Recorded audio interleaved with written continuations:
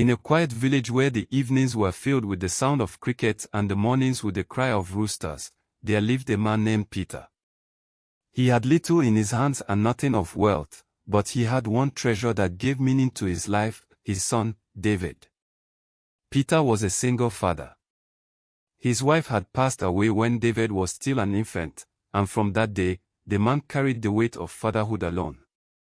He was not a strong man by appearance, his frame was thin, his hands worn, and his feet bare from walking the same dusty paths to the farm each day. But his heart was large. Every seed he planted, every tool he lifted, every drop of sweat that fell from his brow was for David. Life was never easy. On some nights, father and son would share nothing more than a bowl of thin porridge. On other nights, they would lie down hungry, whispering prayers that tomorrow would bring food. Yet Peter always found words to keep his son's spirit alive.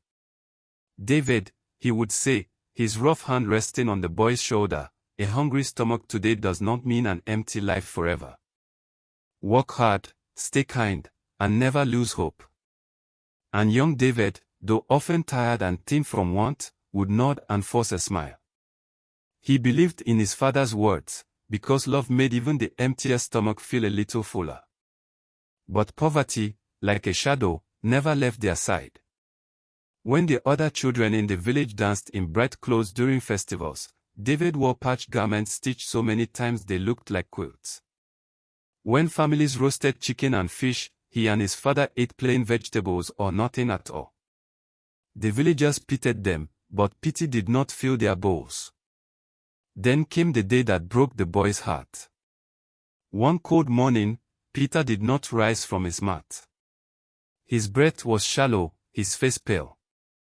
David rushed to his side, calling his name, but Peter's eyes were already heavy with the weight of another word. With a little strength left, he whispered to his son, "David, life is not always kind. But promise me you will keep your heart pure. Do not let hardship make you bitter. One day, the world will see your worth." Before the sun climbed high, Peter's voice grew silent. The village mourned for the poor man who had worked so hard yet left so little behind. But none mourned louder than David, who wept by his father's grave until his small voice broke. He was now alone. After the burial, Peter's sister, Aunt Grace, stepped forward. She spoke to the villagers in a loud voice. "David is my brother's child. I will take him into my home. He will be cared for like my own." The people praised her words, but words are often lighter than feathers. It is actions that carry weight. From the first night in Aunt Grace's house, David learned the difference between promises and truth. While her children sat at the table, eating steaming yam porridge with oil glistening on their fingers, she handed David a small plate of cold leftovers. Sometimes, she gave him nothing at all. Her children wore neat, freshly washed clothes. David was given old rags with holes. Her children slept on mats, soft with blankets. David curled up on the bare floor. Every morning, her voice rang through the compound like a whip. "David, fetch water before the sun rises. David, sweep again, the ground is still dusty. David, why are you so slow? Can't you do anything right?"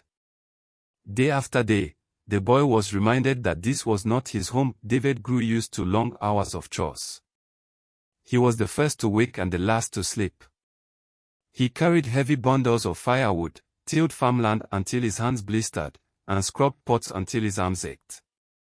Yet at night, when the house was quiet and the stars lit the sky, he would lie awake, remembering his father's words, "Do not let hardship make you bitter." His cousins mocked him often. "Look at the boy with nothing. Look at the one who eats our scraps," they jeered. David swallowed his tears and said nothing. He carried his pain in silence, learning that strength sometimes grows not from power, but from patience. One year, the chief of the village announced a challenge. It was the start of the farming season, and he wanted to inspire the youth.